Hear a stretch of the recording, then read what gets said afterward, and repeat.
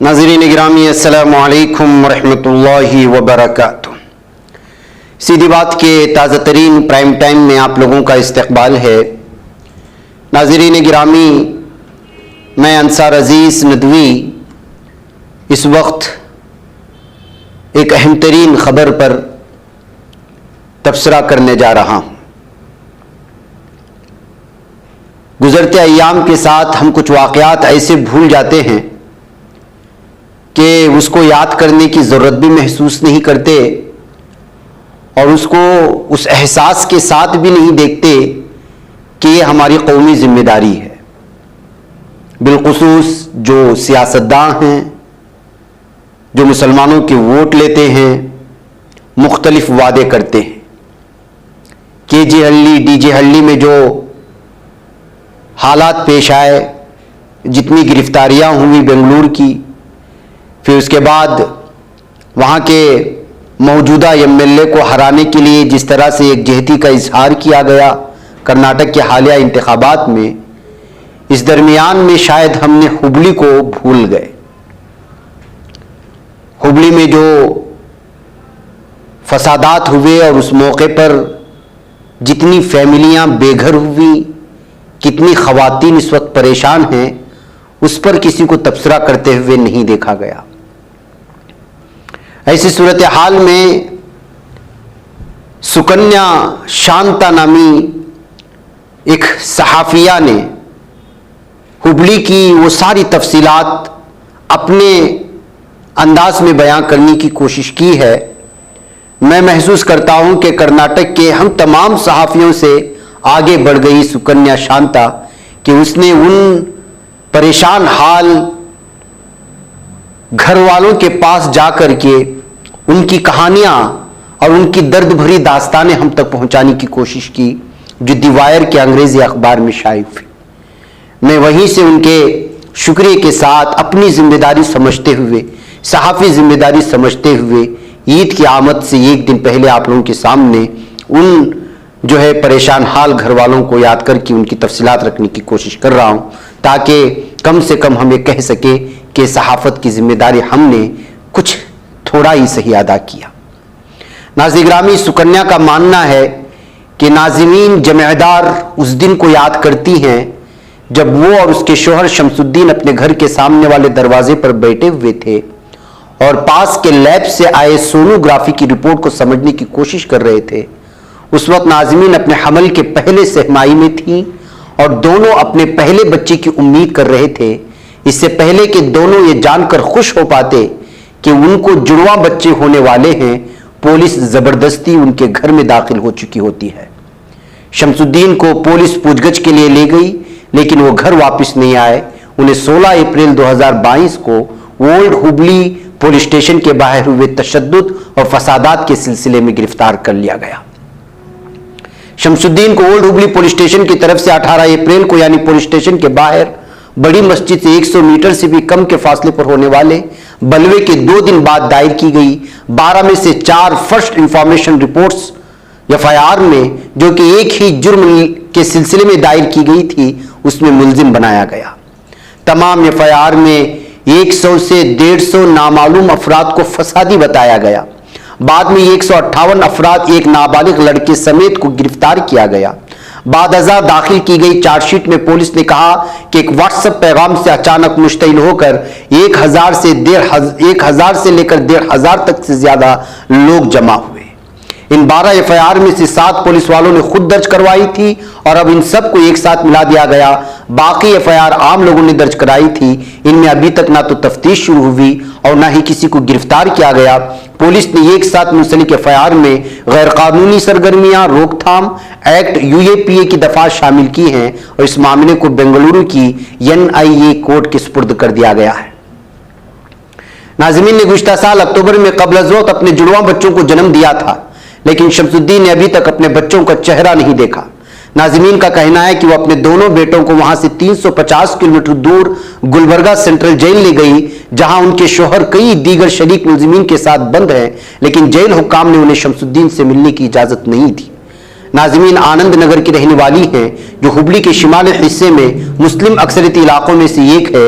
इस इलाके की तकरीबन हर गली में इस बलवे के सिलसिले में पुलिस के हाथों एक या दो आदमियों की गिरफ्तारी की कहानियां हैं। हर घर में मायूसी और नाइंसाफी के किस्से हैं। कई लोगों को अजमीर नगर, आसार मोहल्ला, बंटी कट्टा, मंटूर रोड और वोड हुबली वगैरह दीगर मुस्लिम अक्सरियती इलाकों से गिरफ्तार किया गया। आखिर हुआ क्या था? 16 अप्रैल को ये रमजान का महीना था। हुबली के ज्यादातर मुसलमान ओल्ड हुबली पुलिस स्टेशन के सामने वाक़ई बड़ी मस्जिद में नमाज पढ़ने के लिए आते थे। इस अज़ीमुशान मस्जिद में, जिसका सहन फतेह शाह दरगाह से मुंसलिक है, उसमें एक वक्त में 1000 से ज्यादा लोग नमाज अदा कर सकते हैं। ईशा की नमाज से पहले मस्जिद में लोग जमा होने से चंद मिनट कबल एक हिंदू नौजवान, जिसकी शनाख्त अभिषेक हिरेमठ के तौर पर की गई, उसने अपने व्हाट्सएप स्टेटस पर एक इंतहाई काबिल एतराज तस्वीर पोस्ट कर दी। मकामी न्यूज चैनल स्वराज टाइम्स के मुदीर आसिफ बंकापुर ने बताया कि इस पोस्ट में दरहकीकत मुकद्दस मदीने के ऊपर एक भगवा झंडी की जो एडिटेड शुदा तस्वीर थी, और उस पोस्ट ने ठीक वही चोट किया जिसका मंसूबा हिरेमठ ने बनाया था। दबाव के बाद हिरेमठ ने बाद में पोस्ट हटा ली, लेकिन तब तक इस पोस्ट की स्क्रीनशॉट मुख्तलिफ व्हाट्सएप ग्रुप्स में शेयर हो चुके थे और शहर का माहौल कशीदा हो चुका था। लोग जैसे ही बड़ी मस्जिद से नमाज पढ़कर बाहर निकले तो उनके फोन भी पैगामात से भर चुके थे। इन पैगामात में यह भी शामिल था कि हिरेमठ को गिरफ्तार कर लिया गया है और उसे ओल्ड हुबली पुलिस स्टेशन लाया गया है। इस पोस्ट से मुश्तइल होकर कई मुस्लिम नौजवान थाने के अंदर पहुंच गए, वहां पर नारेबाजी करने लगे। ये रद्दअमल बेसाख्ता और गुस्से से भरा हुआ था। इन लोगों ने हिरेमठ को उनके हवाले करने का मुतालबा किया। कुछ लोगों ने पुलिस स्टेशन पर, जिसके चारों तरफ अब तक मुश्तइल हुजूम को बाहर ही रोकने के लिए बैरिकेडिंग लगा दी गई थी, पत्थर फेंके, पास में एक गाड़ी को आग लगा दी गई और पथराव में 2 पुलिस एहलकार को मामूली चोटें आईं। जिसे पहले एक दंगे के मामले के तौर पर दर्ज किया गया, उसे दहशतगर्दी के वाक़े में बदल दिया गया। लाइन लिफ्टर्स जिम, इस्लामिक सुल्तान ग्रुप और हुबली गुड शेड किंग नाम से व्हाट्सएप ग्रुप्स, जिनसे कई मुलजिमीन जुड़े हुए थे, को पुलिस की जानिब से दहशतगर्द तंजीम करार देकर के गिरफ्तार किया गया। इनमें से लाइन लिफ्टर्स फिटनेस शहर का एक मकामी जिम है, जबकि गुड शेड पुलिस स्टेशन के पास एक सड़क का नाम है।